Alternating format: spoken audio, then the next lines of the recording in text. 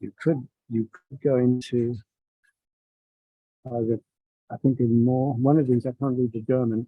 You can fuzz the background like Marian's done. I think go into that. Is there one that says background? Okay, we're live now. Okay, never mind. Okay. Okay. It's okay.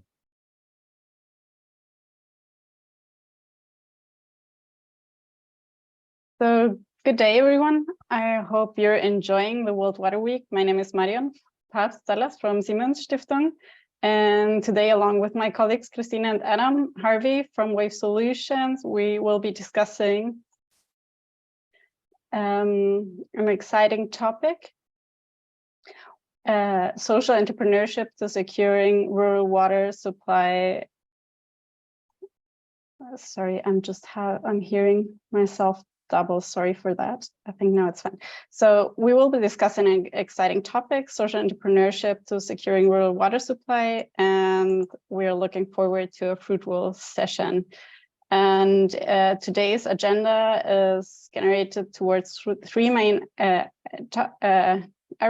the introduction of Siemens Stiftung for those unfamiliar with us, then the social entrepreneurship and the water sector, emphasizing why this approach is vital for sustainable access to water, particularly in rural areas, and the case study Whave Solution, and in deep look in Whave Solution and social entrepreneurship enterprise in Uganda, demonstrating how social entrepreneurship blends positively and the social impact with financial sustainability. And please, Christina, the floor is yours. Thank you. Yeah, thank you, Marion. Thank you very much for introducing us. Good afternoon, everyone. My name is Christine Meinhardt. I'm working for the Siemens Foundation, working with the Department of Social Entrepreneurship for at least 10 years now, leading the water and hygiene sector. So I would like to give you a brief overview about who we are, what we do, where we work with, why we work with social entrepreneurs, and why we believe in social entrepreneurship. Before I hand over to one of our partners, Adam Harvey from a social enterprise called Whave Solutions, as Marion already mentioned. So yeah, just to give you a brief overview, Siemens Foundation, Siemens Stiftung was founded by the company as an independent non-profit organization. Yeah, we are based in Munich, founded in 2008. We have around 50 employees, an endowment of 390 million euros from the company. So the project budget is around 12 million annually, and we are committed to promoting sustainable social development. Our focus is on three topics. It's access to essential services, connected societies, and climate and sustainability. And we very much believe in the concept of social entrepreneurship as the main leverage to reach the SDGs, which means that our mission is that we create opportunities in an environmentally sustainable and inclusive manner, and support early stage social enterprises that fill essential service gaps for underserved communities. So we do this also in these three focus topics, like essential services, where we would like to improve livelihoods as a final positive impact, climate and environment, creating renewable or sustainable systems, and the topic of economic perspective, which means that we are promoting social enterprises and create ultimately job opportunities under fair working conditions. So why choosing a social entrepreneurial model as a strategic approach? Because we believe that social entrepreneurs, and this is the experience from what we saw in the past 10 years, social entrepreneurs drive sustainable social change, which means that they create value, as mentioned, at the triple bottom line, like creating social, environmental, economic benefits. Social entrepreneurs are real change makers. They really, as pioneers in new contexts, they provide the cost-efficient and effective solutions to social challenges. They usually have a high intrinsic motivation to develop innovative solutions that really work. They operate close to their markets, know their target group and the customer base. And they have a huge expertise and know-how of the economic environment, technical and legal requirements, local demand, and really also the challenges and the realities on the ground. So that means for us, how we define social entrepreneurship is that they provide financially self-sustainable products, services, solutions, while creating more and more positive impact the more they grow. So this is what we're working on, and this is what we would like to support them to do. And now you have the opportunity to meet one of our partners, and I would like to hand over to Adam Harvey, CEO and founder of Whave Solutions. So you hear from his perspective, why social entrepreneurship is matters, and why we believe in that approach. So Adam. Thanks, Christine. Yeah, thank you. Hi, everybody. I'll dive straight in. Christine's done a great introduction. Whave Solutions is a company which was founded in 2011 and registered in Uganda as a Ugandan company in 2012. And the way we'd like to present, in a way,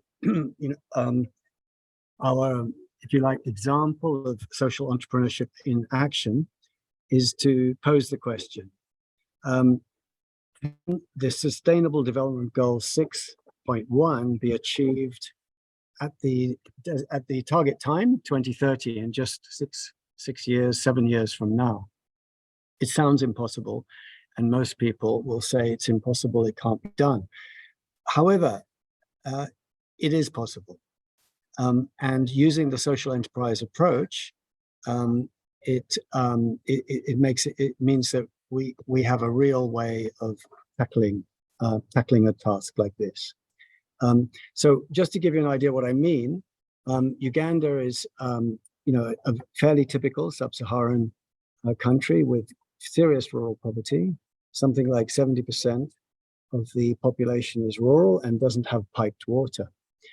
Piped water is extending, so we're hoping that in the next 20 years or so, the rural population might receive extensions of piped water. We might have 20 million, possibly 30 million people dependent on off-grid water supply.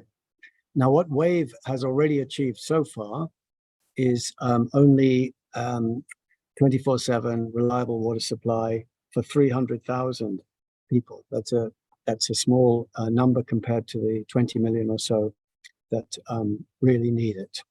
But what you can see there is work is done very carefully with careful control, careful measurement of results, so that we can track progress. So you can see that over 300,000 people are receiving services from us in more than 1,000 communities, and we're measuring the effectiveness. 90% of those are having any kind of breakdown or stoppage of water resolved within 1 day, and 95% within 2 days. You can see also that we are spread around the country. On the map there, you can see we're in 5 regions of the country. So there's a very widespread of experience and evidence coming out of this work so far. So we go to the next slide. Just to give you a feeling for what it's like, there are actually 50 employees, 85 contracted technicians who are actually performance paid, which is probably a reason why we achieve the high reliability and accountability that we achieve with the 24/7 assurance. We have 5 regional offices, and we now have a very highly skilled managerial team, senior management team. So next slide. So, you know, one of the things that's been critical to the whole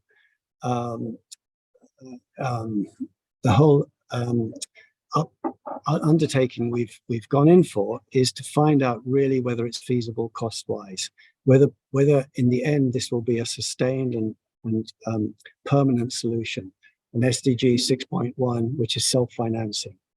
Currently, we're spending $2.3 per person served, and we're only serving 1% of the population that it needs these services. We think we're pretty sure that as things are going, from the evidence we've generated, once we achieve a customer base of 2 million people, we'll have that down to $1.1 USD per person served. And that actually corresponds to the current service fees, which are generally found in communities already in constitutions. They're not paid for a whole host of reasons, but there is a high willingness to pay as successful service comes into play. So we're seeing very high willingness to pay in some areas where there's a high demand for this service. In other areas, there's still resistance. Next slide. Now, how can we, get beyond this 1% progress towards SDG 6.1? How can we reach the remaining 99%? The opportunity has really changed. Recently, in the last 3 years, the government of Uganda has issued a national rural water service delivery framework, an O&M framework, and it's disseminating it actively through the country. So that means there's now a real basis, a proper public-private partnership basis for reaching everybody. However, the key thing that comes with new framework is the requirement that the very many WASH organizations and aid programs involved in water and sanitation and hygiene, they do prioritize now 24/7 functionality, which requires some changes to their mode of operation. We've already have some examples of NGOs who are arranging for communities to sign service contracts with service providers like Wave, who are appointed by district governments as a precondition of their spending of money on new drilling and on rehabilitation of degraded water points, construction of solar pipe systems, new hand pumps, and so forth. Any capex spend in rural water. So that's quite an important, and some district water officers are also taking up that, and they can see that it's the way to implement the framework. So that's one change that's coming. And this, of course, is a very similar approach to the hygiene uplift, which already is considered to be a precondition of capex spend. What's happening now is the government is effectively requiring aid agencies, programs, district water officers, even MPs who are using water rehabilitation and drilling as a way of sort of creating interest in them, to make sure that that service agreements are signed and the communities know that there's this opportunity to have assurance, 24/7 assurance from a appointed service provider or rural utility. Next slide. So what kind of, this is just to give a feeling for what kind of off-grid water we're talking about. People are familiar with hand pumps, solar water stations. There are various different technologies. Prepaid meters are coming in now, both for tap stands, for caretakers of tap stands, also for individual pipe connections to people's homes. And hand pumps are still probably going to be needed by at least 10 or 20 million people in forthcoming decades. So that's the kind of range of technology we're talking about. Next one. To understand this arrangement, the public-private partnership arrangement better, this slide gives a feeling for how things work. District local governments appoint utilities under the government's PPP model, and these utilities then work together with NGOs and WASH programs.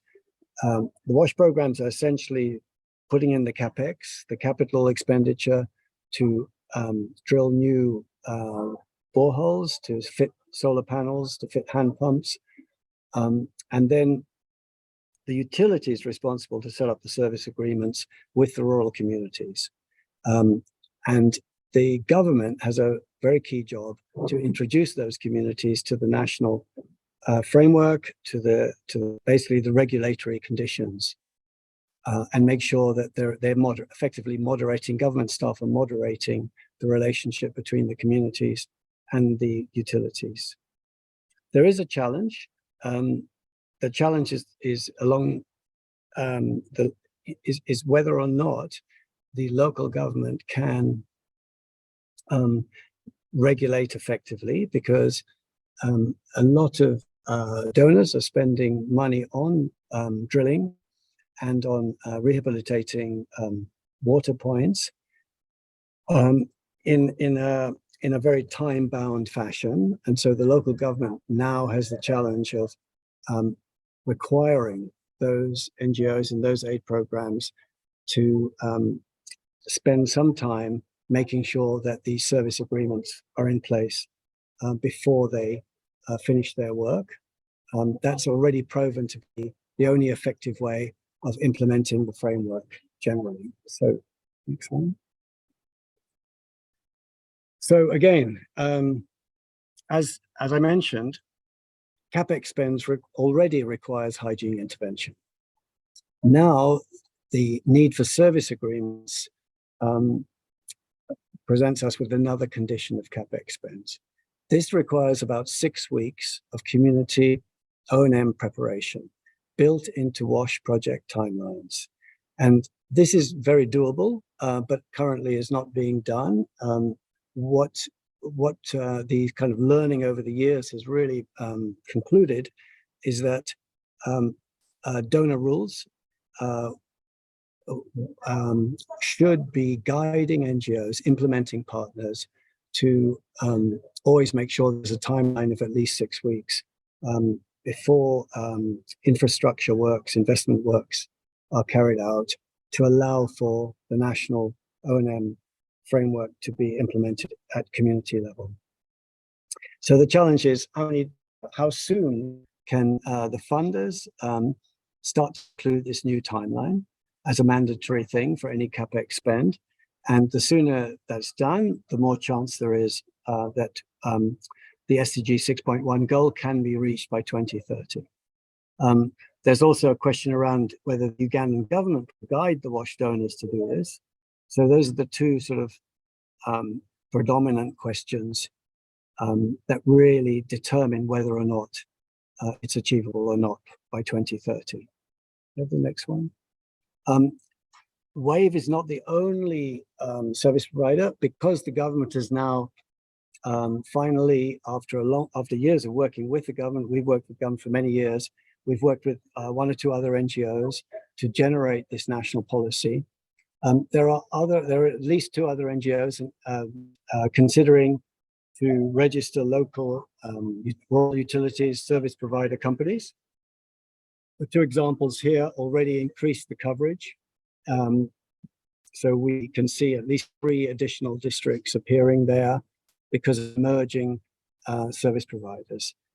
So that's also kind of an indication that there's real opportunity to achieve SDG 1 by 2030. So that's really putting the challenge and progress so far to a nutshell. And we're hoping that anybody listening we'll be we'll be able to put questions into the streaming chat. I think it's called streaming chat.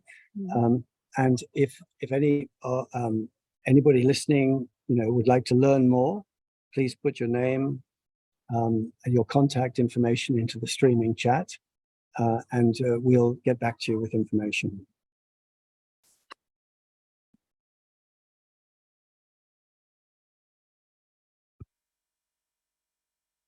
So thank you so much, Christine and Adam. Yes, as Adam already mentioned, feel free to write in the chat. I think we also put up our information in there. So thank you very much. I hope the session could give you a grasp of a social entrepreneurship approach to securing rural water supply and the importance of social entrepreneurship together with a real world application of Wave's experience in rural water supply. And the heart of our session lies in fostering awareness of a localized socially entrepreneurial model. At time we transition to projects in the water sector that are operatively self-reliant, ensuring their long-term sustainability. We wholeheartedly invite all stakeholders to reevaluate traditional methods and embrace local adaptive innovation that can bring about genuine social impact by encouraging entrepreneurial approaches. And we're not only promoting self-sustainable structures, but also championing the creation of local agents of change. This conversation hopes to spark further discussion on the potential and promotion of social enterprises in the WASH sector. And there are questions I see in the chat, so maybe I pick out one. Hi everybody, thank you for the presentation. I have a question. What is the best challenge when the organization works with the communities in rural zone? From Diana Carolina Callejas Moncaleano. Can you repeat the question, Mariam? Yes. What is the best challenge when the organization works with the communities in rural zone? The biggest challenge.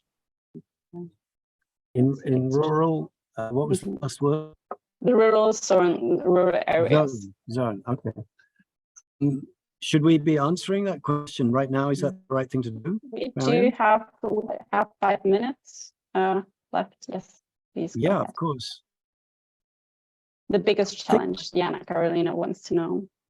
Yeah, the biggest challenge is being able to convene meetings with those communities. First of all, they're expensive, of course. So there's a cost element there we call it mobilization. And convene those meetings in such a way that the wiser people in the community are the ones who are listened to, because there is there's a kind of contextual difficulty around the availability, two things really, the availability of free repairs from some aid organizations who are willing to provide repairs free of charge. And that means that the certain members of the community who will say, no, let's not go in for this permanent institutional arrangement that the government has asked us to go in for. We'll just step out of it, stay out of it, and wait for a friendly NGO to come and do the work for us. And then the wiser people in the community will say, that's all very well. That's been going on for years and years and years. That's old stuff. That was great when we needed the pumps and we needed those NGOs to build those pumps for us for free. But now we've already got a pump. It's better just to keep it going all the time, because if we wait, our children will be having bad water, we'll have the health problems, we'll have the same old problems. Our daughters will not be going to school because fetching water. There'll be these long periods of time pump working while we wait for somebody to come and fix it for free. So the wiser people will say that typically in those communities. And then a few loud people will say, oh, let's just wait, or government should give us water for free. So you get this, this kind of tension in the communities. There's another problem, which is sometimes MPs will will say, I will fix your pump for you, and then they don't. So again, the wiser people will say, there's no point us believing promises from politicians. We will just have broken pumps. But that is a challenge. It is a challenge because it takes time to have good community meetings, to help communities have those meetings, discuss the new arrangements, and work out whether they really build real willingness to go in for a permanent, reliable solution that will help their children to school, help them have clean water every day. I think that answers your question. Thank you so much, Adam. There was also another question in the chat about the